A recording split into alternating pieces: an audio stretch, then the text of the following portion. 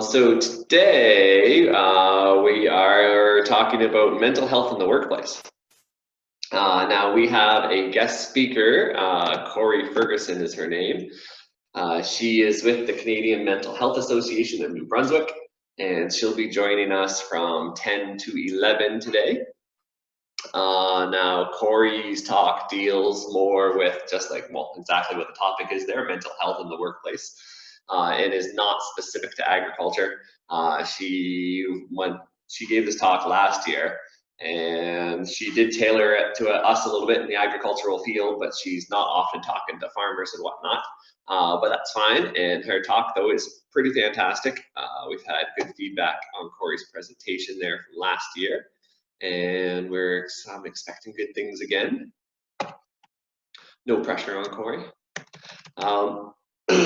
Before Corey joins us though, I wanted to kind of hone in on specifically agriculture and mental health. Have any of you been down this road before? Has any of you heard of any of these mental health issues in agriculture? Because it is becoming a bigger and bigger issue all the time. And is making more news, but at the same time, it's still not really fully discussed. Is this a new topic to anybody, or is this something that people have heard before?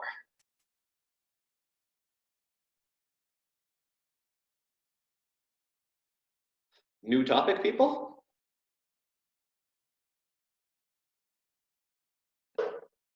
And Aldea, though, I'm gonna put you on the spot. You've heard about this before? Yeah, I've heard about some of the suicide statistics, and because farming can be really hard in terms of crops can just kind of fail and things can go really badly. But yeah. Yeah, and like farmers put a lot of pressure on themselves, especially if you, look at the typical farm in North America even. Yes, corporate farms are becoming more and more commonplace and bigger all the time. But those family farms that have been holding on for years have literally been doing it generationally for many generations. In the Maritimes here, it's not uncommon to hear about 200-year-old farms that have been in the family for, well, maybe the farm's even older than that, but it's been in the family for like 200 years. And then it falls onto your shoulders one day, and you're responsible for the farm. And people take it really hard if they're not able to keep the farm financially viable. They think back of all the generations of the family and the good times and everything else on the farm, and they're the ones, they feel really responsible. They're the ones that have, quote unquote, lost the farm. And that's the way it's viewed often, but at the same time, as we've been learning, the farming climate and the economic climate behind farming is very tough, and it's getting tougher all the time. Especially as corporation farms get bigger and you're expected to keep up, especially as you are following global price fluctuations, regardless of how small of an operation you happen to be. As I gave an example yesterday about beef prices, even if you are a completely closed off cow-calf operation, managing it completely yourself, you're still tied into global beef pricing, and nobody's going to want to pay $10 a pound for your ground beef when they can go and buy it for like $4 a pound elsewhere. The global beef prices got to go up and down. Similarly, with pork prices too, there's lots of stories about pork industry going up and down, and prices kind of going up and down. And there's lots of stories about farmers simply walking away from a pork barn, like a barn full of pigs, and they simply walk away. It's nuts. And that's got to be some sort of mental health issue in and of itself. To abandon that many animals is just, it's inconceivable to me. But farmers are trying to do to kind of bring it back here, farmers are trying to do all they can to keep the family farm afloat often. And when things do go wrong, whether it's their fault or not, price fluctuations, weather happens, all these kind of things, especially in farming, all these things happen that are beyond your control. People take it really hard. The first time I heard about farmer suicides was through Vandana Shiva talking about farmer suicides in India. And that had a lot to do with dependence on crops from like Monsanto. Have you guys heard that stories? They're really depressing stories coming out of India. This has been going on for like over 30 years. I picked up a stat there from The Guardian. And there's been 59,300 agricultural sector suicides in the past 30 years in India. That's unbelievable. Apparently, some of the story, this is going some stuff that Vandana Shiva was talking about. She was saying that in some cases, Monsanto has come in and given away free seed for like soybean, let's say in particular, was her example. And so they'll come in and give away free soybean seed.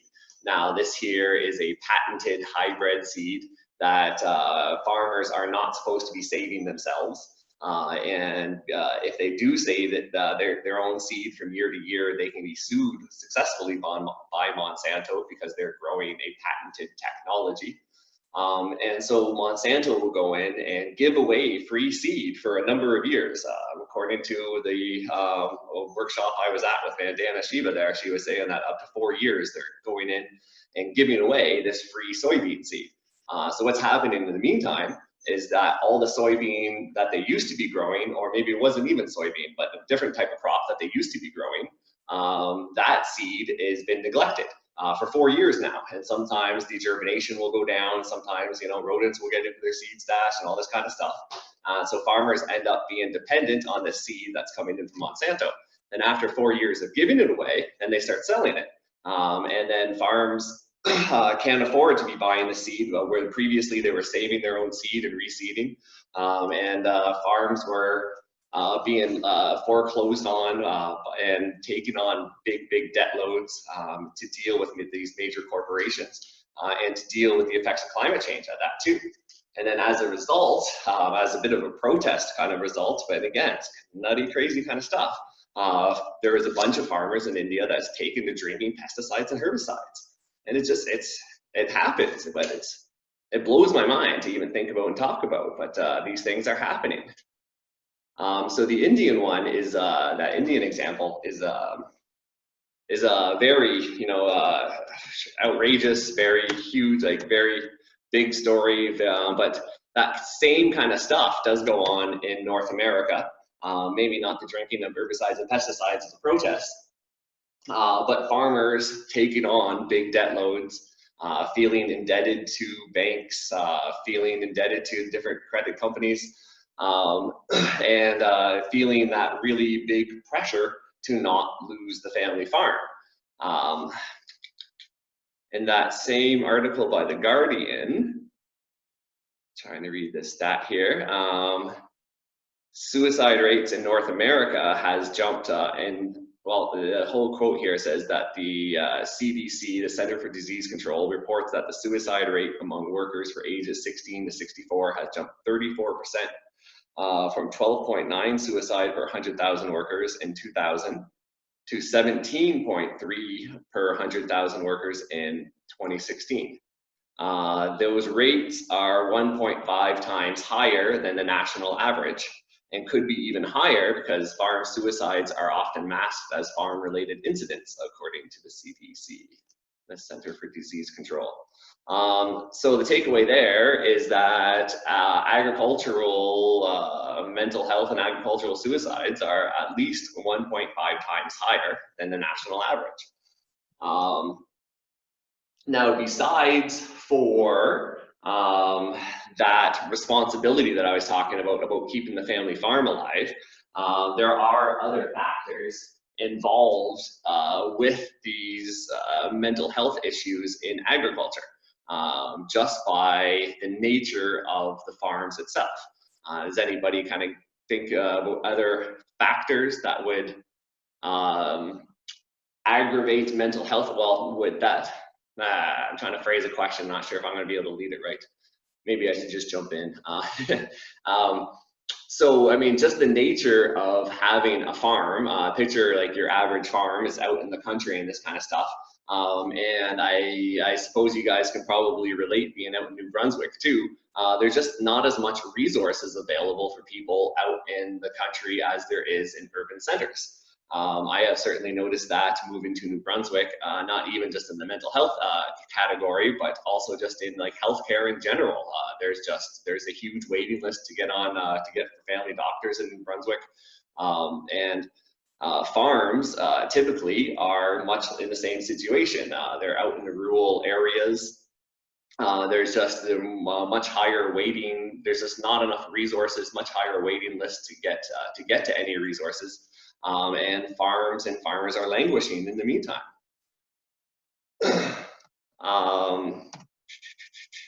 Does anybody have any thoughts there, anything to add to it? I don't want to get too heavy into all these different numbers and stats and this kind of stuff, but there is a problem out there.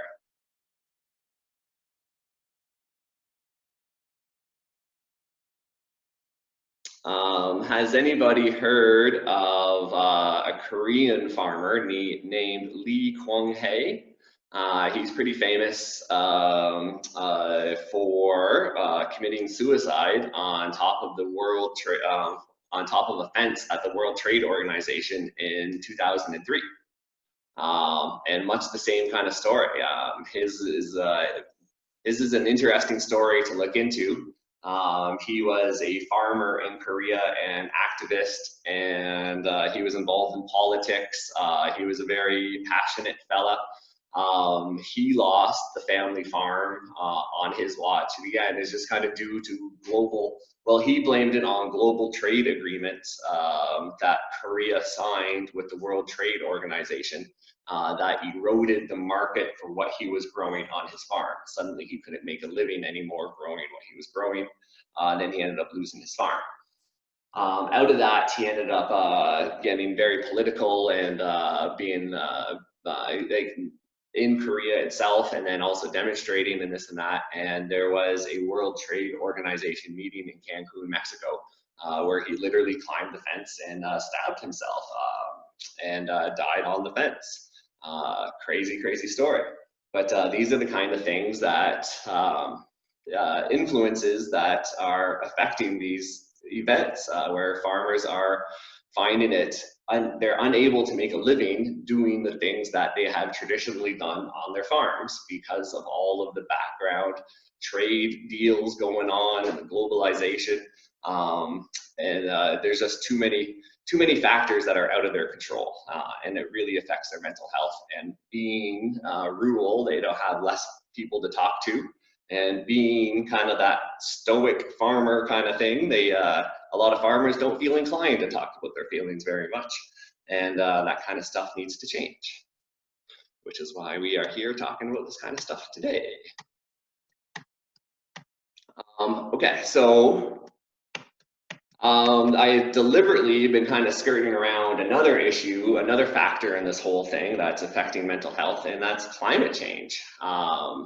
As farmers look to the future and hear the news and this kind of stuff, they have to adapt to what they're doing, what their farm has been traditionally doing and been profitable with, towards the influences of climate change. That is a very interesting one. I know farmers in the local area that don't even really want to talk about climate change. I don't know if I'd go so far as to call them deniers, but some of them don't. Yeah, some of them don't even like to talk about climate change at all. We had a guest speaker in last year that was along those lines, and it kind of took everybody by surprise a little bit. But she was an older woman, and this just had, maybe it was a generational point of view. But I don't know if ignoring it is a good solution here either.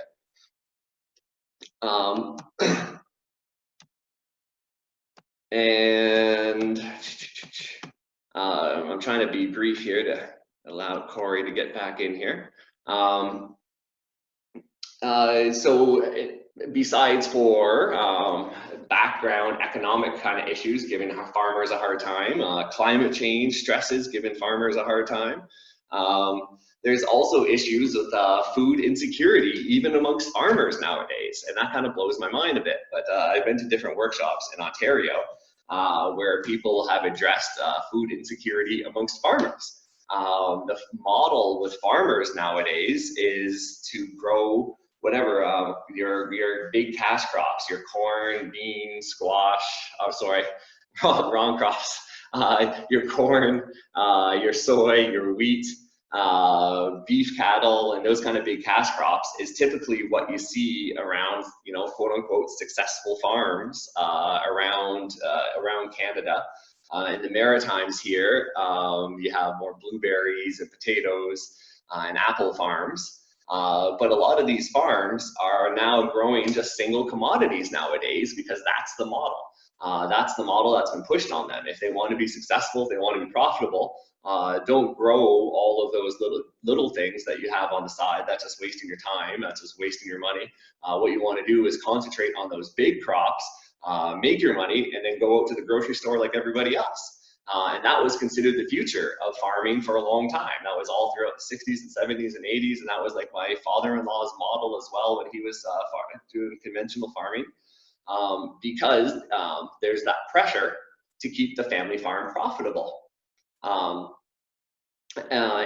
if you have a model that's presented to you, do this, this, and that, sell your crops at the end of the year, your farm will be able to continue. And you have this farm that's been in the family for 200 years, there's a lot of pressure for you to do what is profitable. And the model for many years was to focus on just growing those cash crop commodities. Ignore that little small garden, ignore those little things that you used to do, and just grow those cash crop commodities. And as a result, especially when those cash crop commodity prices start to fall because of global influences and climate change and pressure like that, farmers face food insecurity issues as well. And it's strange to think about, but that certainly does happen for farmers nowadays. And then another result too of being kind of locked into an economic model, whether you're cash cropping, you know, your corn, wheat, soy, your beef cattle, or doing those potatoes, or being locked into any kind of economic model. And especially in, let's say, the industries that have quota. We haven't talked about quota very much, and I should make a note in order to get back to that. 1 second. We'll talk about quota again, either in the class or in housekeeping. The quota system is certainly interesting, and not enough people know about the quota system. But the quota system encourages, so let me get into it a little bit. The quota system as it exists is provincial. There is quota for egg-laying chickens and quota for meat chicken production and quota for dairy production. This ensures that only X number of units of meat birds or eggs or milk is being produced. Ideally trying to keep that X number of units matching the demand in the province. But the thing is, nowadays, let's just focus on the chicken world. If you're getting into raising chickens, and you're part of the quota system, it literally costs you almost $1 million to get into the quota system in the first place. That's just to buy your right to get into raising chickens. And then you have to have all your overheads from chickens. Once you're invested to that extent, for literally a couple of $1 million to start up a chicken operation of a decent scale to make a profit and make a living, you're locked in. There is no reason for you to do anything innovative other than follow the model that has been presented for you. So that way, what I'm kind of getting at here is, even if you are organically minded, but you've been, say, born into a family that raises chickens or raises meat birds or raises dairy cattle, you're not inclined to mess with that conventional system, even if you wanted to take it to organic, because you have all your markets, you have your system, and your farm is making money. If you're to switch those gears and all of a sudden get into organic farming, you have to find new markets. Everything changes for your farm. And people end up getting locked into these kind of systems, whether they like it or not. So people end up farming in a way that their heart is just not into it. And then that kind of goes down through generations. And you see a lot of farmers nowadays, especially the older farmers, telling their kids not to get into farming. That was the case with my wife and her dad there. My wife comes from a long line of farmers, but her dad always told her not to get into farming. He always said that farming will break your heart, and that's it's a sad thing to say, but kind of did for him. It is just that obligation to keep that family farm going. More along that same route is back in Ontario, right next to my old farm that I used to grow at, was a conventional cabbage operation. And that's been operated for generations as well. And when I was talking to the younger generation, they weren't really into it, but growing cabbage year after year after year for perpetuity. But it keeps the farm going. And even if they wanted to switch gears and do something different, all of a sudden they have this operation that's probably grossing a few $1 million worth of cabbage. It's a giant operation. Then all of a sudden you got to find new markets, and you got to keep everybody employed. You have a payroll, you have a staff, you got to keep employed. You have all these people that you feel responsible for, and it all adds up to big mental health issues for farmers, especially when they don't have the resources to deal with it. And that's where our friend Corey comes in, who I'm expecting to join us any minute now. Corey has some solutions here for folks in those kind of problems, feeling isolated, feeling as if their workplace is putting pressures on them to do things that they don't want to do. And Corey has some of the answers here. While we're waiting just a couple of minutes for Corey to join us, does anybody have anything else to add to the different topics I have presented and brought up here?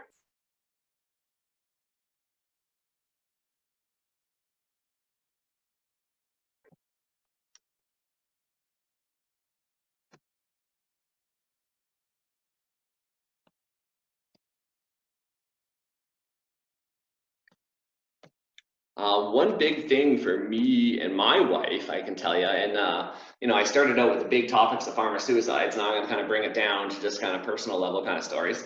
And I brought this up before, and it's kind of addressing the food security kind of stuff. Like, we did operate a mixed farm. We did feel very food secure ourselves, but at the same time, we were growing these, pretty high-end vegetables, selling them down to Toronto to a whole clientele that we would never normally hang out with.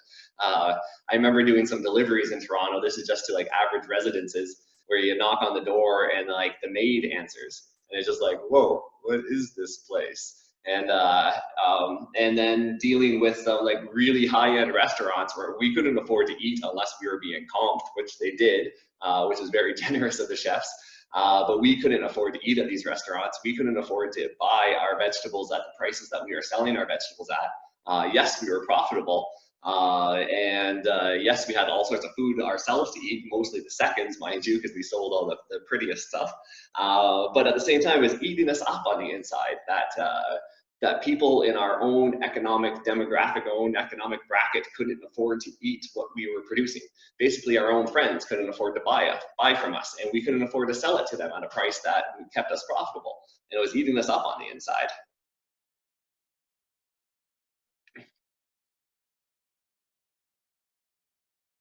And that's one of the reasons I find myself over at the Hayes farm.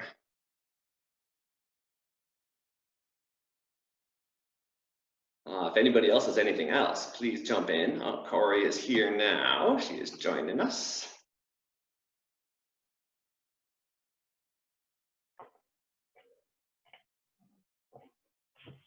Hi, Corey.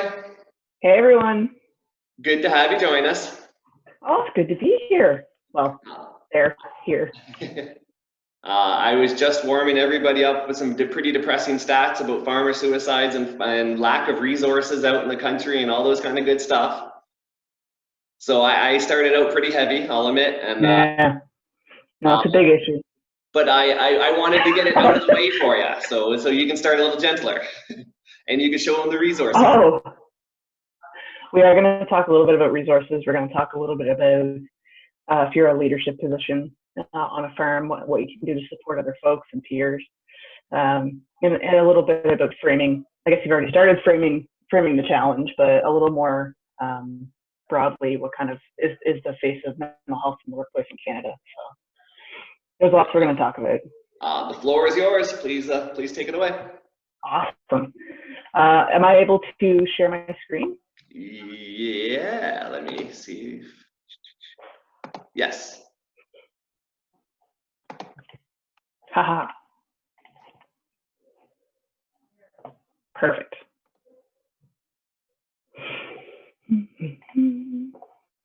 Yeah. There we go. Can everybody see that okay? Yeah. Okay, cool. I'm just going to pull up the chat bar here so I can pay attention to what's going on.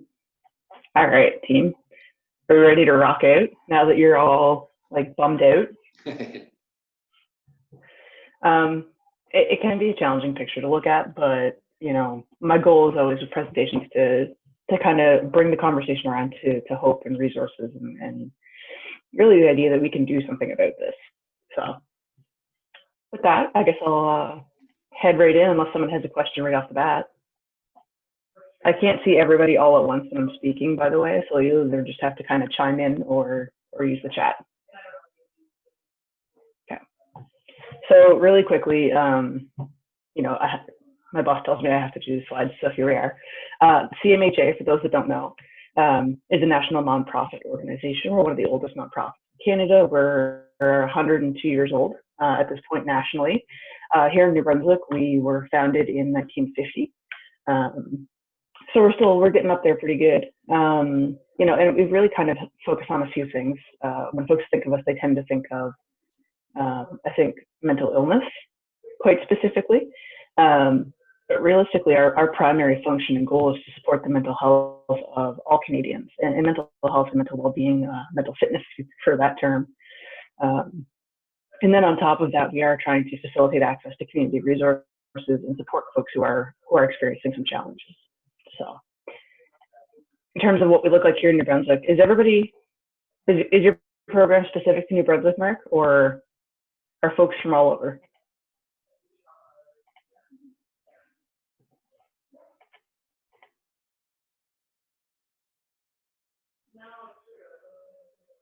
Yeah, you're definitely on mute, but that's okay.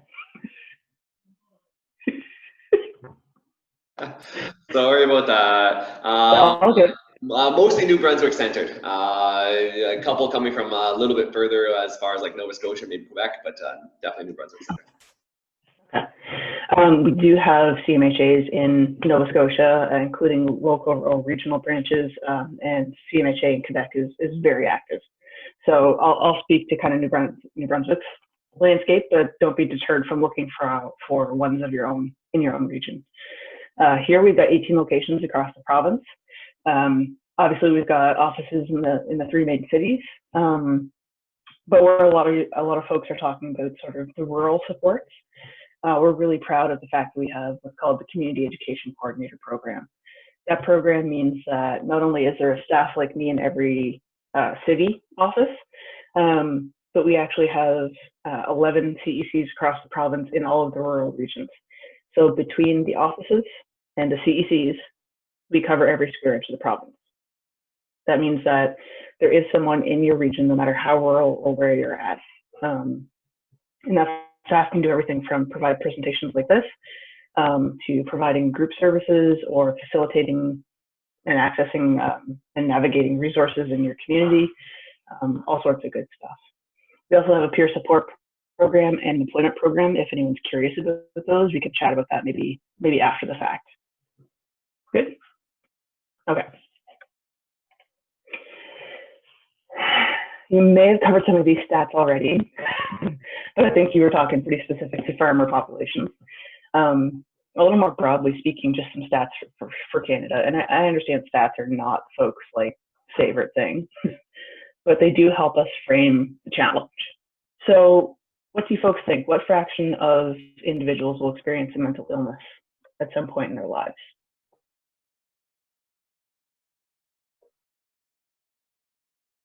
And again, feel free to chime in or use the chat.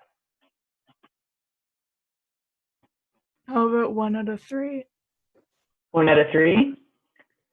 They don't want to like fight about it? Can't see it, I'm doing this. Yeah. The really rock solid number that we have is 1 in 5. And that's really kind of what's been pounded at the Canadian population for a very long time, 1 in 5, 1 in 5, 1 in 5. I can say this, the newer numbers we're seeing are trending towards that 1 in 3 number.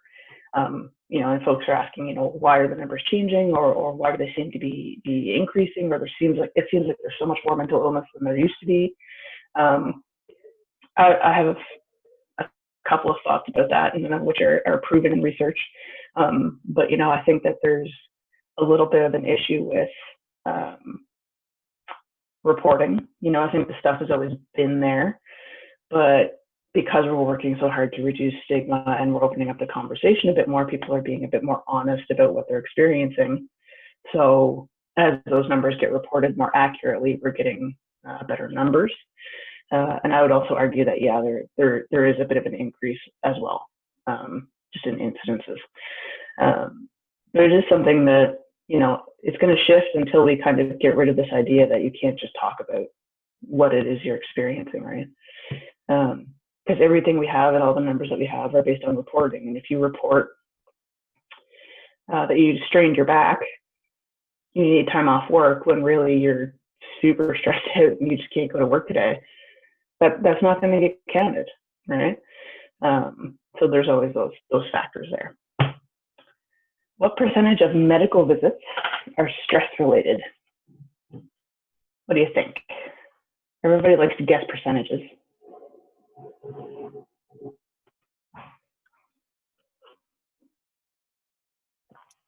Is it 50%? 50%? What if I said higher? 65? 65? Keep going. Everyone's like, oh my God. 80? Yeah.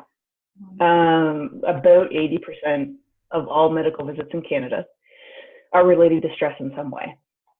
Now, I'll be the first to admit that that's a pretty broad spectrum of stuff that we're talking about when we say that. So this covers everything from going to a clinic or a family doctor with chronic headaches or digestive issues or back pain, those types of things, all the way through kind of the spectrum of intensity to the individual who takes an ambulance ride to the ER thinking that they're having a heart attack, only to be told, no, that's actually a panic attack, right? So it's covering a pretty broad amount of stuff, but nonetheless, if we think about the fact that 80% of medical visits are tracked back to stress, and then we start thinking about, and again, not even the human component, but the actual economic component, who pays for our healthcare system?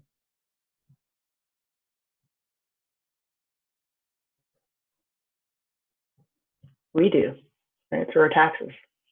Yeah.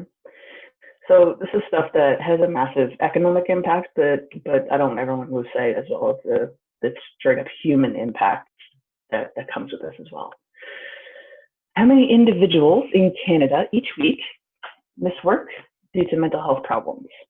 This one's looking for an actual number, so it's a little bit tougher to kind of toss a guess out, but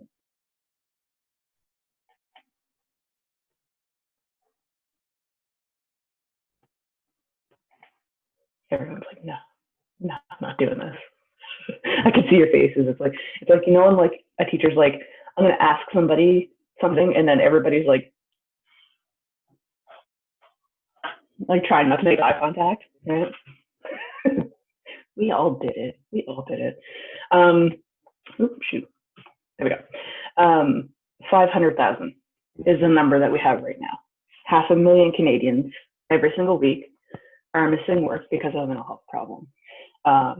Again, that comes down to reporting. So if someone isn't reporting, accurately, then we can't count that. This is only what we can count. Again, I don't want to lose sight of the personal or individual impacts, but this is a big economic issue. This is upwards and likely well beyond $51 billion a year lost to our economy in Canada. It was actually 2.8% of our gross domestic product as a country in 2011, lost just specifically to this, and just based on what we can count based on what's reported. So we're not doing a great job of taking care of ourselves so far. Right? What ranking of the leading causes of disability worldwide are mental health problems? This stats from 2015 from the WHO. They basically took all the leading causes of disability and kind of ranked them in a list. What do you think?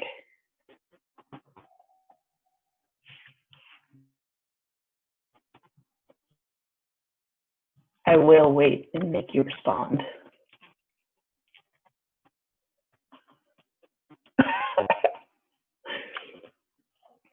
Not one guess? Sleepy. Sleepy folks. You need to get your coffee in like I am. Yeah, keep waiting. Not sure, like, of the question, like, what Yeah. ranking of the leading causes of disability worldwide are mental health problems? Yeah. So they took all of the different causes of disability that are out there, or and they ranked them in terms of what was the biggest chunks. I guess, is it like Where did it land on the list? 3? Number 3? I know that one's worded kind of awkwardly, eh? Yeah. Unfortunately, it's not our stat, so we can't like completely mess up the wording. But when this stat came out in 2015, it was number 5. But they were saying right then and there at the time that they projected that by 2020, it would be number 1. Right? So they expected the growth to kind of continue. In 2018, they came out and said it's number 1 already. So it really kind of even outpaced the growth that they were kind of expecting for it to happen. Yeah. Last one, I promise. Okay. Among those with the most severe and complex mental health problems and mental illnesses, unemployment is estimated to be approximately what percent? I'll give you a hint. It's like wicked high. Like 95. Yeah. Yeah. It depends on the study a little bit, but anywhere between 85 and 95% are seeing unemployment. Well, realistically, this is an untapped workforce that truly wants to work, but it's simply that in a lot of cases, you know, the workplace structures that we have in place, particularly in cities and doing things like the 9-to-5 office life, simply doesn't work for them, you know. But that's not to say that other work structures don't. It's simply about the fact that we're not adapting to that, you know. And maybe one thing that will come out of this is realizing how much benefit there is to flexible work circumstances, you know, and maybe that will really help with that. So between Mark and I, are you sufficiently horrified? You're like, yeah, mental illness, yeah. No, okay. We are going to talk about mental illness a little bit here, and just kind of, you know, the question always gets asked, and it does beg the question, you know, what's causing mental illness? You know, and I really wish I could just kind of give you a simple equation and say A plus B equals depression. Like, but the truth of the matter is we don't have that. We don't know what that equation is, or if there's one equation or 10 different equations. Like, we don't know. What we do know is there is an incredibly long list of risk factors which may or may not increase your risk of developing mental illness at some point in your life. Basically, it's a big gray soup. But we do know a number of those risk factors. Right? First one on the list there, and again, this list is not exhaustive.